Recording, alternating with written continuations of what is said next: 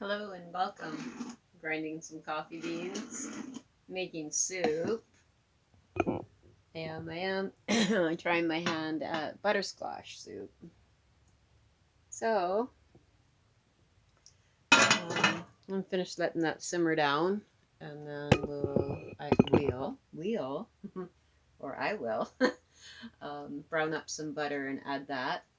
We'll put it in the blender and blend it up, and then I'll add a cup of cream, and should be pretty good. Yeah. So, I'm excited for the soup. I what else? Oh, yesterday I did up some croutons. I had some hamburger buns in the freezer, and I don't want to say they were stale because they weren't. They weren't stale and they weren't freezer burnt. They were just dried out. It was weird. Maybe I didn't close the bag properly, or maybe there was a rip in the bag. I don't know. Anyway, I took them out yesterday and I cut them all up into little cubes, seasoned them, and popped them in the oven, dried them out, and made croutons. So I got a couple of jars, and I'm hoping that tonight, when I have my soup that I've made, um, these will be a nice little additive. I don't know. One can hope, right? So I also yesterday made what else did I make? Oh, personal meat pies, like not meat pies, meatloaves, like little personal pans of the little individual meatloaves. Okay, so and then today I did up some stuffed peppers and in the freezer. The reason I'm doing all this prep is I've been really crazy busy lately, and I'm finding that 3, 4 o'clock comes. Okay, like I'm getting ready for 3 o'clock coffee time. Oh, I didn't take anything out for dinner. Oh, look, I didn't take any. I mean, today was on purpose because I knew I was going to make soup. But yeah, so now when I do that to my own self, I have my stuffed peppers or my meatloaves, little miniature meatloaves in there. I will have soup in there,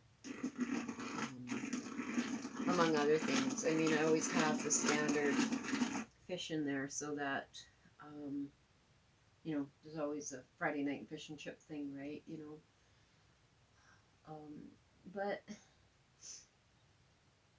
I think three times last week. There's 5 days in a week.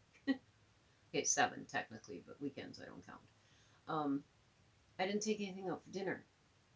So, here I'm standing going, what the child, if you're hungry, you should have probably thought this through, right? So now it doesn't matter. I have some backups in there that, from freezer to oven 30, 35 minutes later, done, right?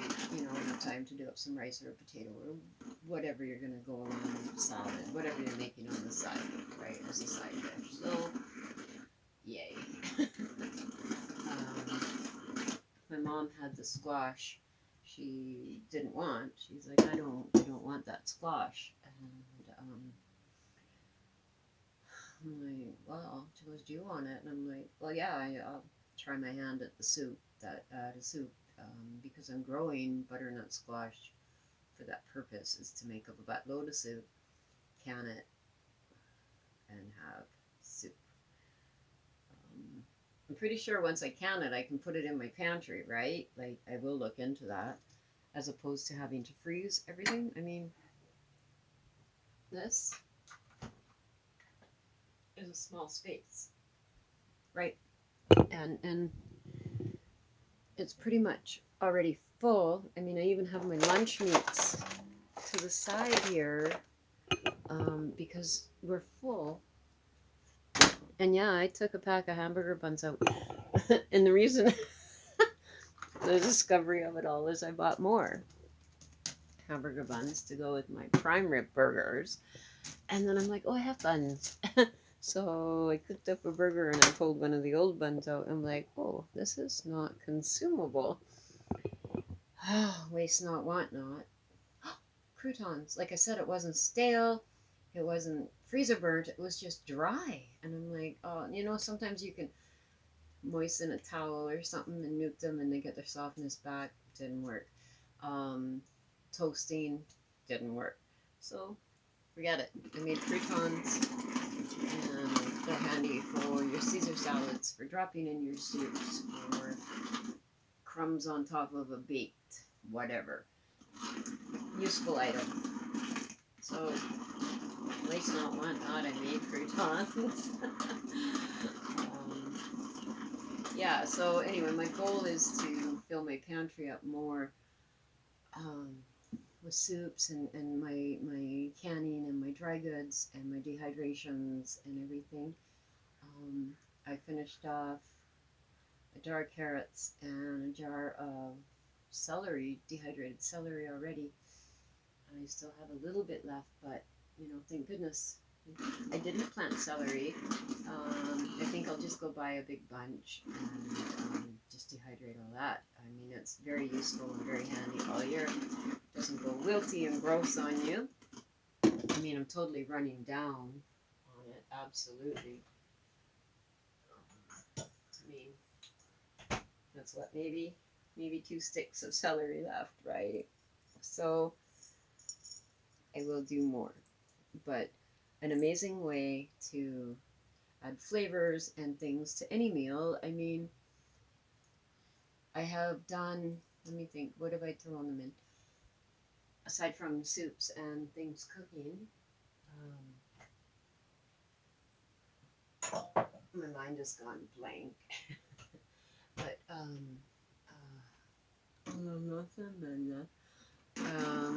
yeah, making up whatever I'm cooking and throw it in a stir fry the other day. And, throw a handful in. And in the beginning, like when you're just after you get your butter or your oil or whatever you're using, your base and your seasoning, throw them in right away. And it doesn't take long, for them to plump up and cook through. No different than peeling a carrot or a potato or celery and throwing it in a pot to boil. Not that you do that with celery, but you know what I mean? Like, yeah, no difference. So, yeah, I as you can see, I've gone through my onion as well. I mean, I have half a jar of onion left. I've gone through a whole jar of carrots. I still have like this much left in the other ones. Yeah, so I have been using all my dehydrated bits, and I love it because when I living alone, and buying individual produce is a little bit hard. As like, I thought I had more celery. Because where I was, my option was like a big bunch, and I mean they were huge. And I thought, no, I think I have some at home, like fresh in the drawer. I was mistaken. And, I was like, well, I think I'll just invest and bust out the dehydrator and get the celery going. And, I mean, I've got mint hanging already. I've done the harvest on the mint. I've harvested my kale, but that went in a blender in a smoothie, so I need that to grow again. I probably should have left it alone, but I really wanted some super greens in my smoothie. Yeah, so definitely using the things that I have processed, dehydrated, and everything. This is all that's left in my mint out of all those jars of mint that I dehydrated or dried. I mean, so I've started that process again. I am probably going to steal from my daughter's mint bush. I swear, where I'm standing would fill this area. Like it is just, she has this massive garden and room for her mint and her basil and all her thyme and all the things to just be. And yeah, her mint is insane. So I'm going to go up and definitely get some more and start that process. My mint is struggling down here. in a pot, out of pot, new cutting, you know, all the things. In the pot last year it died, so I put it this year. I got new mint from her. I dug up another volunteer spot and I planted it and it was doing okay, and then I put it where I put it, and yeah, I think it needs to just be in the ground. I put it back in a pot and I put the pot in the ground so that the roots wouldn't freeze, but it's not growing, it's not getting all the nutrients it needs. So I'm going to have to take it out of the pot and put it in the actual ground and just let it have that area and see if I can't keep it. Yeah. Some plants take over. Like my blackberry bush, I am struggling with keeping that contained. Maybe we'll go out and have a little look here. Sure. Everything can wait on what's in here. Can be just hang on. Let's go look. You'll see. It's kind of funny looking. The tine down on that blackberry bush, but I didn't want to cut it back. I like my berries. I like to process them. I like to eat them. But I like to make my jams as well, right? I mean, I think I have one raspberry jam left in the cupboard from all the jams I made last year. Yeah, one raspberry. The last blackberry is in the fridge, being mom down. So this is what I've done. See if you can see my strings, right? I've pulled them up. This one here, I could probably put higher up and pull it in again, right? I mean, I'll never be able to pick up what's there if it buries up there, but the birds will, right? So, yeah, and my mint, I've harvested it, but it's not doing well. It's not even a really pretty green. So I'm going to pull this and I'm going to put it directly in the ground. I don't know if you can see what I'm pointing at. And then put it directly in the ground and just sort of let it be here. You know, potatoes are insane. Apparently this is bees. The circle feeds. So, yeah. Potatoes are the potatoes. Onions. Cukes are coming. Corn's coming. Bush beans are doing okay-ish. I mean, a lot of them have been eaten and attacked. The beets are slower than molasses, but they're coming. Second radish ready to harvest almost. Third crop of radish and another thing of beets. This is my butternut squash. So I have quite a few. Look at these bugs. They're just so happy in this garden. Anyway, my dill and my carrots. Yes, I have an abundance of carrots, but I have big plans for my carrots as well. Carrot soup. And my chard is coming. I totally pulled some leaves the other day and put them in my smoothie as well as my kale. That, you know, they're growing, and I think they might win the battle of the whatever's getting them, right? And that's okay. Like I said, everybody's got to eat. There was a rabbit sitting right here the other day, just mowing down on all the tops. I was so glad my cat chased her away. So yeah, don't know that I'm gonna get anything out of these. They got no leaves to grow, and I'm hoping these bush beans will accommodate what I want, need in beans. Pole beans did not amount. Well, they did, but then they got attacked, and I don't have any more seeds of pole beans. So yeah. Anyway, and I replanted another corn here, and my cukes are slowly coming.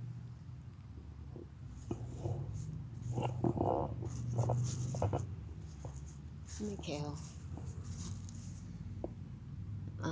Somebody picked all the kale. This is not kale. I'm sure that's not kale. Oh, it might be kale. I'm gonna leave it alone until it gets bigger. And my zucchini. My 3 zucchinis.